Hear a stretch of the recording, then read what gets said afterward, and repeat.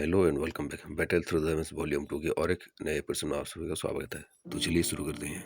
तो last episode में हमने देखा था जियान ने अपना क्लैन टैटू को एक्टिवेट कर लिया था सूजिंग से बचने के लिए।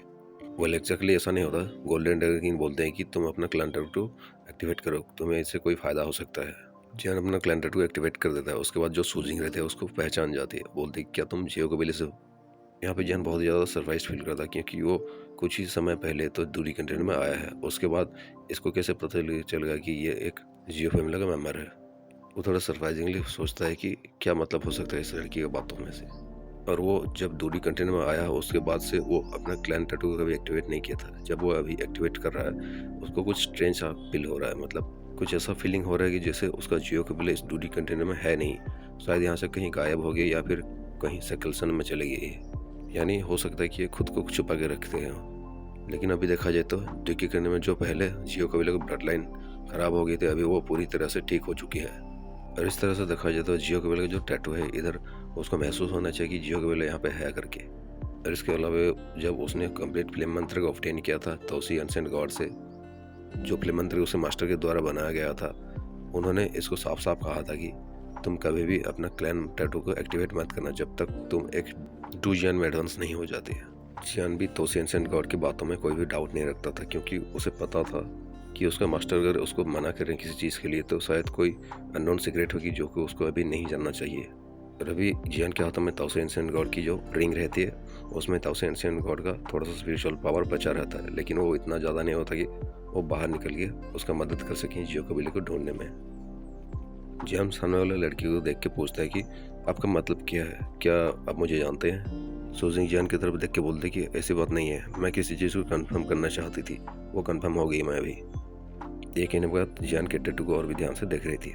वो बोलती कि तुम चिंता मत करो, तुम्हारा जो घाव है वो भर जाएंगे, मेरे फ्लेम की वजह से आराम से भर जाएंगे।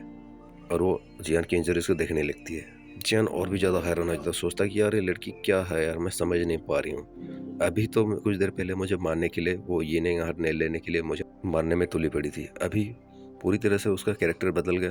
क्या है ये? अभी वो बोल रही कि नहीं, मैं तुम्हारा इंजरी को ठीक कर दूंगी अपने फ्लेम की मदद से। जियान इसके इस तरह की हरकतों को देखकर पूरी तरह से स्टंट हो गया था। तो लड़की जियान को बोलती कि ऐसे बात नहीं है, तुम्हारा जो जियो फैमिली है वो इस 2D कंटेंट बहुत ज़्यादा पावरफुल रेसेस में से बिलोंग करती है। अगर तुम जियो कबीले से हो तो तुम और हम दुश्मन नहीं हो सकते, क्योंकि हमारा जो क्लैन है तुम्हारे क्लैन के रिश्तेदार मान सकते हो तुम। और ऐसे बहुत से कबीले रहते हैं जो कि जियो कबीले के साथ रिलेशन रखते हैं। अभी जियान की तरफ देखते हुए उसका इमोशन पूरी तरह से बदल चुकी थी, वो कुछ सोचने लगती है।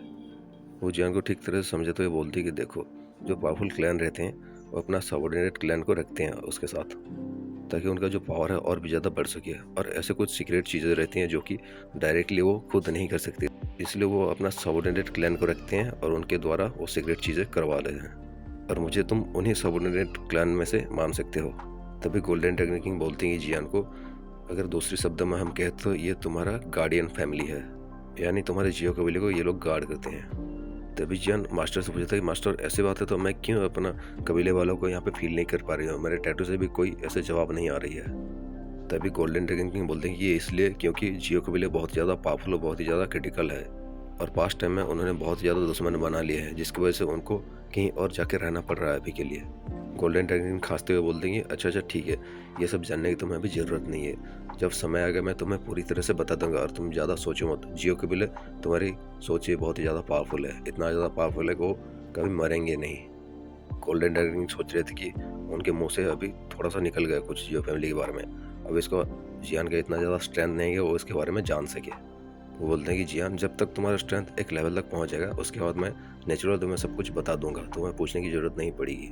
जियान भी अपने मास्टर की इस बातों को समझता था। वो सोचता है कि ऐसा बता तो ठीक है, मैं पहले अपना स्ट्रेंथ को पूरी तरह से इंक्रीज करूंगा, उसके बाद मैं अपना फैमिली को ढूंढने की कोशिश करूंगा। वो भी जानता है कि दूरी करने और दुखी करने में इतना ज़्यादा ही फर्क नहीं है, बस फर्क है तो पावर और स्ट्रेंथ का।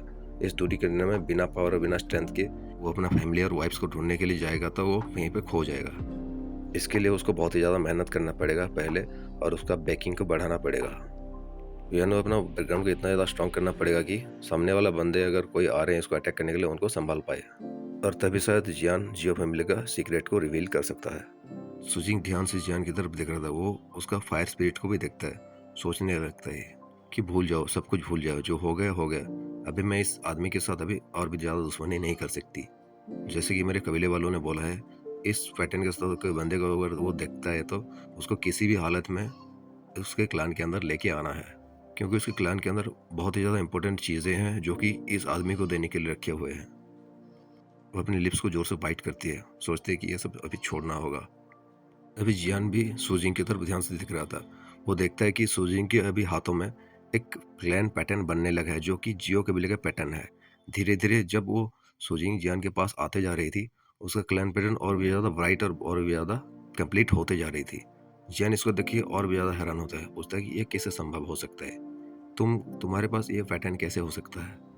जब वो पूरी तरह से जियान के पास आ जाती है, उसके हाथ में पूरी तरह से जियो कबीले का टैटू बना हुआ देखते हैं हम। जियान याद करने लगता है कि उसके ग्रैंड दादाजी ने जैसे कहा था जियो जुआन ने, इस क्लैन पैटर्न को एक्टिवेट करने के लिए जियो कबीले का खून होना जरूरी है और उसके पास 3 मिस्टर चेंजेस ट्रांसफॉर्मेशन भी होना जरूरी है। और इस लड़की को देख के ऐसा लगता है कि ये जियो कबीले का ब्लड लाइन को भी नहीं रखती और इसके पास 3 मिस्टर चेंजेस का ट्रांसफॉर्मेशन प्रोसेस भी नहीं है। फिर कैसे ये जियो कबीले के टैटू को अपने हाथों में रख सकती है? सुजिंग जियान को फेस करते बोलते कि इसका जरूरत नहीं, तुम्हें चिंता करने की जरूरत नहीं है, ये मेरा सीक्रेट है, मैं तुम्हें ये बता नहीं सकती, छोड़ो, तुम जाने दो, बस तुम इतना समझ लो कि हम अभी दुश्मन नहीं है। जियान के पास आके वो बोलते कि लेकिन ऐसे बात नहीं है, तुम्हारी जो चीज़ें हैं, इंपॉर्टेंट चीज़ें, वो तुम्हें मिलना चाहिए, लेकिन समय आने पर मैं तुम्हें वो चीज़ें नहीं देंगी। मेरा पावर जब इंक्रीज हो जाएगा मैं खुद ही उस चीज़ को ले लूँगी। इसकी ऐसे बातों से पता चलता है कि इस लड़की और जियो कबीले के बीच में इतना ज़्यादा भी अंडरस्टैंडिंग नहीं है, यानी ये जियो कबीले को ठीक तरह से नहीं जानती। बस शायद इसके मास्टर ने कह दिया था, इसलिए वो जियान को देख के रुक गई थी। वो जियान को बोलती कि लेकिन तुम जियो कबीले के लोग बहुत ही ज़्यादा बुरे हो, तुम्हें फर्क नहीं पड़ता कि सामने वाला इंसान तुम्हारे लिए क्या फीलिंग्स को रखता है। वैसे तो जियान बहुत ही ज़्यादा बातें रखती थी अपने मन में जियो कबीले के बारे में पूछने के लिए इस लड़की से, लेकिन इस लड़की को देख के ऐसा लगता है कि ये लड़की और जियो कबीले के बीच में कुछ अच्छा अंडरस्टैंडिंग नहीं है। शायद किसी चीज़ की वजह से वो जियो कबीले के लोगों को नापसंद करती है। जियान पूछता है क्या आप ठीक हैं? ऐसी बातों को सुन के उस लड़की की आंख में बहुत ही ज़्यादा पानी आ चुकी थी। वो जियान की तरफ देख के सोचता है, कुछ सोचने के बाद उसका जो फ्लेम रहती है उसको कवर कर लेती है और उसके बाद वो जियान की तरफ देख के अपना कंट्रोल खोने लगता है। अभी उसका फेस और भी ज़्यादा इंडिफरेंट तरीके से उसका कलर चेंज होने लगी थी। जियान अभी के वक्त में सुजिंग से कुछ कदम दूर खड़ा हुआ था। इस समय जियान ने कुछ महसूस किया था सुजिंग की बॉडी से। जियान महसूस करता है कि उसका ब्लैक कलर का यिंग यान एनर्जी उसके बाद भीतर जो रिफाइन करके उसने एब्जॉर्ब कर लिया था, वो अभी ब्रस्ट आउट होकर बाहर निकलना चाहती थी। इस लड़की के पास आते ही वो सोचते कि डैमन, ये तो बहुत ज़्यादा गलत हो गया, क्या मैं होल्ड बैक नहीं कर सकता? एक ब्लैक कलर का यिंग एंड एनर्जी का ट्रेस जियान की बॉडी से बाहर निकल के सामने आ जाता है और उसके लोअर बॉडी में उसको कुछ महसूस होने लगता है। भले ही जियान ने अपने द्विकी से और अपने हेवनली फ्लेम की मदद से इसको सप्रेस करने की कोशिश कर रहा हो, लेकिन ये जो एनर्जी है बहुत ही ज़्यादा पावरफुल रहती है। उसके लोअर बॉडी में और भी ज़्यादा तेज़ी से चेंजेस होने लगती है, जो कि जियान को एक स्ट्रेंज फीलिंग दे रहा था। वैसे ये क्या फीलिंग, ये सब तो आप लोगों को पता ही चल गया होगा, ये कह नहीं सकता मैं। जैसे कि इस रिमेन से मालिक ने उस कॉफिन में लिखा हुआ था, ये दोनों एनर्जी एक दूसरे को कंबाइन होने में अभी पूरी तरह से तैयार हो चुके हैं और अभी इस एनर्जी का रेजिस्टेंस बहुत ही ज़्यादा बढ़ गया है। सूजिंग भी जो रहते उसका बॉडी और भी ज़्यादा सॉफ्ट हो गई थी। अभी वो महसूस करता है व्हाइट कलर का yin and energy burst out होकर उसके शरीर से बाहर निकल के आ गई है। अभी वो भी बहुत ज़्यादा स्ट्रेंज फील करने लगी थी। इस यिंग एंड एनर्जी को देख के वो एक अटैक करके उसको तोड़ने की कोशिश करता है, लेकिन ये नाकाम रहती है और अभी वो अनकंट्रोल तरीके से नीचे गिरने लगती है। जियान उसके कमर को पकड़ लेता है हवा में ही। वो बोलता है कि सूजिंग, क्या तुम ठीक हो? अपने सामने इस मैस्कुलिन एनर्जी को देख के सूजिंग जो रहते और भी ज़्यादा घबरा गई थी। वैसे तो खुद को कंट्रोल नहीं कर पाती थी, लेकिन अभी उन दोनों के बीच में डिस्टेंस भी जीरो हो चुकी थी। जैसा कि इस रिमेंस के मालिक ने कहा था कि इस दोनों एनर्जी को एक दूसरे में मिलना होता है और इसके हिसाब से इन दोनों को अभी यहाँ पे एक होना पड़ेगा। अभी उन दोनों का ऑरा भी एक हो चुकी थी, लेकिन वो जियान की तरफ देख के वाटरी आइज में सोच रही थी कि जियान, तुम मेरे इनोसेंस को कभी खत्म मत करना, यानी तुम मेरी वर्जिनिटी को खत्म मत करना। जियान की तरफ गुस्से में देखते हुए बोलते कि अगर तुमने मेरा वर्जिनिटी को खत्म किया तो मैं तुम्हें छोड़ूंगी नहीं, मैं तुम्हें मार दूंगी। अभी वो पूरी तरह से समझ चुकी थी कि ये जो ब्लैक और व्हाइट कलर का ये एनर्जी है ये काम कैसे करते हैं। जियान वो उसकी बातों को और फीलिंग को समझ जाती है। भले ही वो लड़की जियान के बारे में कैसे भी सोच रहा हो, लेकिन जियान ऐसा आदमी नहीं था कि वो मौके का फ़ायदा उठा दे। हाँ, ये अलग बात है कि वो क्वीन मेडस के साथ कुछ गलत हो गया था, क्योंकि वो उस टाइम पे जियान भी अपने कंट्रोल में नहीं था। और जैसे तुम लोगों को पता ही होगा कि जियान जब यूनजी को मिलता है बीस्ट माउंटेन रेंज में, वो खुद को कंट्रोल करके यूनजी को वहाँ पे उसने मौका का फ़ायदा ना उठा के उसका मदद की थी। अभी जियान सूजिंग को बोलोगे तुम घबराओ मत, मैं तुम्हें थोड़ा सा ऑफेंड करने जा रही हूँ। ये कहने के बाद वो उसकी जेड टाइप बॉडी के जो कलरफुल स्कर्ट थे उसके नीचे उसके लोअर पैड में अपनी उंगली को प्रेस करता है उस लड़की की बेली के थोड़ा सा नीचे।